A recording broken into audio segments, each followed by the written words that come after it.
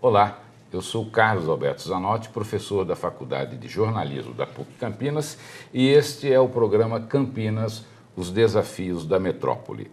O tema de hoje são as próximas eleições deste ano, para a qual concorrem 9 candidatos à presidência da República, 171 aos governos estaduais, 273 ao Senado e mais de 6.000 a deputados federais.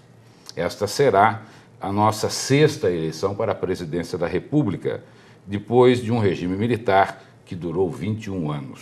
Para conversar sobre o tema, nós convidamos o juiz de direito da 3ª Vara Civil da Comarca de Jundiaí, Dr. Marco Aurélio Sampaio, o professor Dr. Pedro Rocha Lemos, da Faculdade de Ciências Sociais da PUC de Campinas, e o Dr. Luiz Renato Vedovato, professor da Faculdade de Direito da PUC de Campinas. Eu queria começar ouvindo o Dr. Marco Aurélio, juiz de Jundiaí. Quando a gente pensa num processo que envolve toda a população brasileira, que é uma eleição praticamente em todos os níveis, a gente se recorda de triste lembrança que houve um período obscuro da história brasileira, que foi o período do regime militar. Queria saber se, na sua avaliação e depois na avaliação dos demais componentes dessa mesa, se a democracia no Brasil pode ser considerada um processo irreversível. Eu acho que sim.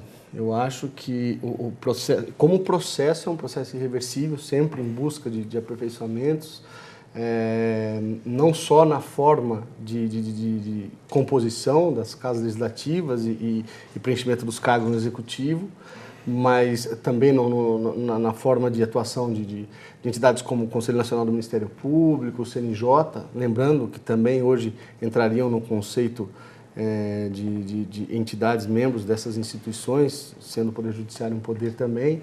Eu acho que como processo nós vivemos um constante aperfeiçoamento e acho que de forma sólida porque apesar de todas as vicissitudes de uma democracia nova, que ainda traz um veio de muitas denúncias vazias e cheias, vazias e com lastro dos dois lados, há denúncias, com uma corrupção ainda endêmica no país, no meu modo de ver. A gente tem uma imprensa que é forte e que é um pilar muito grande da democracia. A gente pode imaginar também que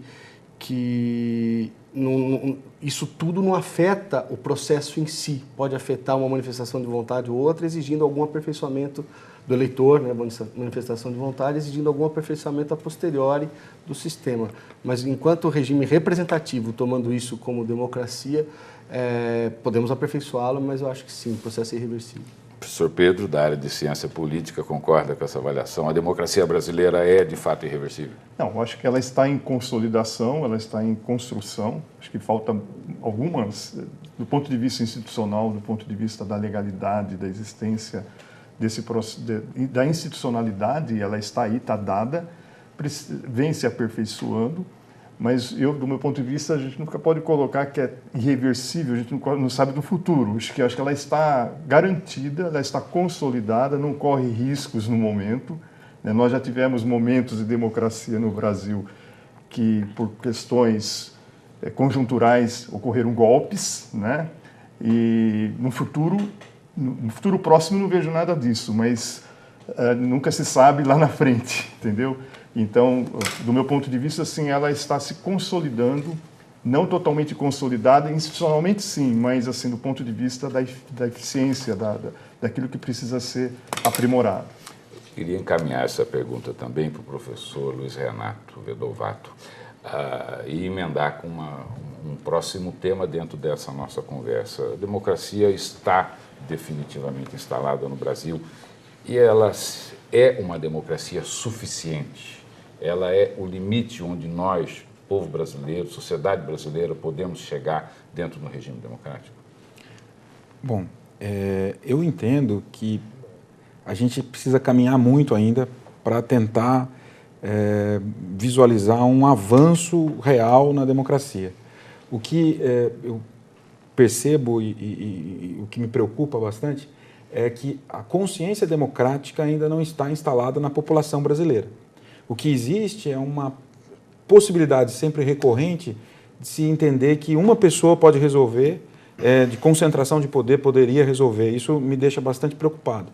E a nossa democracia é bastante recente mesmo, porque o último ministro do Supremo indicado pela ditadura a se aposentou em 2003. Então nós não tivemos uma transição como aconteceu na Espanha, né? A Espanha veio a ideia de abertura democrática, todos os ministros, todos os juízes da Corte Constitucional foram aposentados compulsoriamente naquele momento. E aí foi reconstruído o Estado com uma participação popular um pouco maior. Aqui não, a gente teve uma transição longa.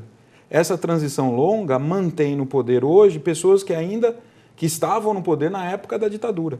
Então a gente tem essa sensação de que o risco de não consolidação da democracia, a meu ver, ainda está presente. E por isso, imagino que ela não seja suficiente. Então, o que tem acontecido, usando as palavras do professor Comparato aqui. O professor Comparato, numa obra dele que chama Rumo à Justiça, ele diz que nós vimos no século XX duas situações extremas, né? Uma de dominação por parte de uma maioria, oprimindo uma minoria.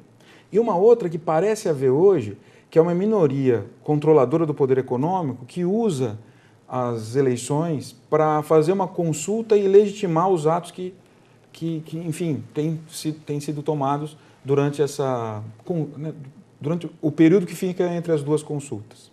Isso eu queria encaminhar ao juiz que temos à mesa, o doutor Marco Aurélio, essa questão. O poder econômico ele pesa grandemente no processo democrático à medida em que empresas, em que instituições fortes, instituições até bancárias, acabem financiando campanhas.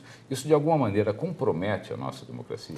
Olha, até puxando o gancho dos dois debatedores que falaram depois do que eu coloquei, eu acho que, primeiro, a gente precisa entender a democracia, como o professor Lemos colocou, institucionalmente já instalada. Eu concordo com o que ele falou.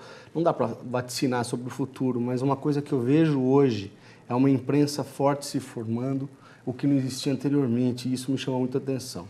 Por que eu menciono a imprensa? Porque o poder econômico não é só banco. São os grandes conglomerados da imprensa, são os editores-chefes que muitas vezes não permitem que as opiniões sejam expressas da maneira correta. Há pouco conversávamos nos bastidores sobre uma manchete de um grande jornal que era claramente tendenciosa sobre eleições presidenciais. Eu acho que o poder econômico afeta, sim, a vontade do eleitor, e eleitor de todas as classes. Porque o eleitor ele escolhe o que lê. Ele escolhe o que lê muitas vezes para legitimar uma opinião que ele já tem e para tentar fazer um proselitismo eleitoral, digamos assim. Mas o que mais me impressiona na imprensa brasileira é que espaços livres como esse, que são os universitários, de canais universitários e tal, não tem tanto acesso ao público por uma série de motivos regulatórios que, na verdade, limitam a liberdade de expressão. O poder econômico é algo que pode gerar uma série de discussões aqui sobre financiamento público de campanha, coisa e tal, mas eu queria salientar uma coisa simples. Não imagine o eleitor, de forma alguma, que se a padaria financia uma determinada candidatura, essa candidatura vai se colocar contra os interesses do padeiro. Eu posso trazer isso por uma hipérbole econômica. Se o banco financia uma determinada candidatura, ou melhor ainda, todas as candidaturas grandes, é muito difícil se esperar que as promessas, por exemplo, de vou derrubar certa elite econômica nesse ou naquele sentido, através de queda da taxa de juros, como se tudo também pudesse ser feito em passe de mágica, vão ser cumpridas numa medida em que contrariam interesses de pessoas que financiaram e muito as campanhas eleitorais.